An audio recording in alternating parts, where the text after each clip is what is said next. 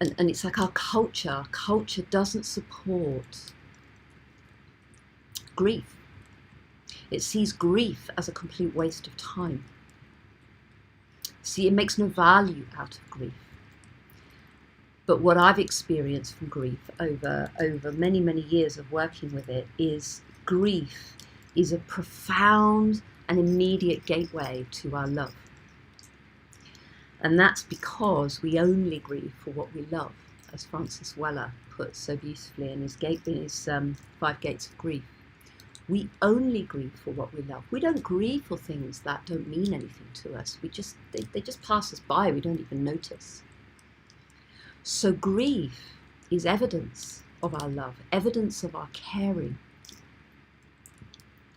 And what it can do, if we really can embrace it and allow it, is act as a threshold, act as a portal, as a gateway to our love. It strengthens our love. Now, of course, it doesn't feel like that because, when we're on our own and we start to feel the well of grief rising up, we just feel it like this unmanageable tsunami of overwhelm. And, usually the thoughts that accompany it are, well, what's the point? I'll never come back. If I go there, if I really let myself go to the grief, I'll be there forever. I'll drown in the sea. What's the point? Because it's not going to bring any solutions the other side. What's the point? And then we just end up in numbness. We end up doing like what I love to call spiritual bypassing, where we kind of go, oh, well, let's just focus on the light and it'll all be fine. Now, it might all be fine, but it's like, can we be trusting that it'll all be fine from the place of not denying anything, which is a very different quality. It creates more balance. So whenever we work with grief, whenever I work with grief, it is always holding the hand of gratitude. It's always holding the hand of love, because they're like lovers. They're like lovers in bed. They are so beautifully entwined with each other, and one always leads to the other. So even if our gateway is grief, if we really truly allow ourselves to grieve, not go into depression or collapse or despair, but really allow the river to flow, we arrive in the landscape of the heart. We arrive in our love.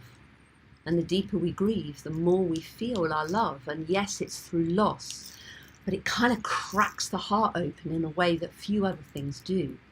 Like sometimes that crack of, when we've lost a relationship or someone we really loved, that cracking open that leaves us completely like naked somehow in our soul.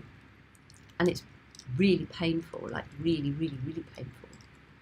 But somehow in that we feel our hearts just really wide open, and suddenly there we are, just wanting to tell everyone we love them and all our friends, and these things that, oh, I just want to give you a hug. It's like something in our system changes. So grief and gratitude are holding hands the whole time. So whenever we do grief work, it's always held within the context of gratitude.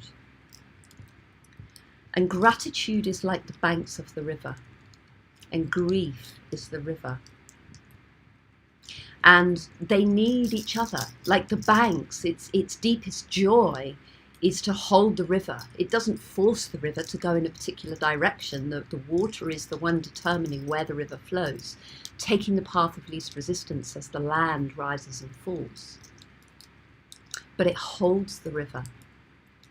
Says, I'm here, I hold the river. And of course we know the more roots there are on the banks, the more substance there is in the banks, the more powerful the river can flow.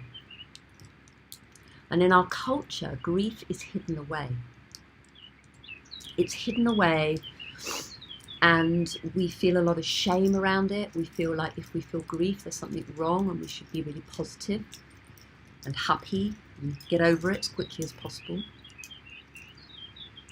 But grief is exquisite, actually. It's really, really exquisite. It can be really exquisite.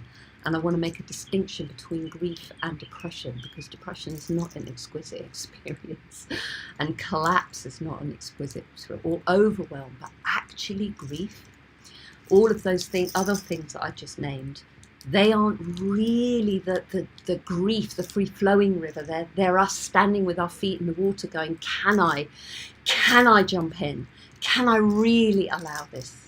Can I really just let go of the banks and trust? And when we're on our own, I think that's very, very, very difficult. When we're on our own, it turns to depression, overwhelm, despair, and all of those kind of things. Yeah, so grieving on our own, and those aspects of grief that feel like grief, but they're like we're standing with our feet in the water, but we can't quite let go. And I really believe that a large part of that is because we are meant to grieve in company, in community, with support. And that's not what our culture's told us. And, you know, I do a lot of grief work, and we do big ceremonies of grief where we have 30, 40 people grieving together. And it becomes so clear very quickly that when we're held by the banks of the river, the grief that can move through us isn't just our own grief. It's like suddenly we start becoming the grief for everyone, but it doesn't drown us. It actually feels like freedom, because we can feel those banks of the river as the gratitude and the love. So when we're in the river, it's so hard to remember the gratitude and the love and the joy and the majesty and the beauty of life, but we can feel it with the people who are around us, and that's what happens when we're here in the lodge.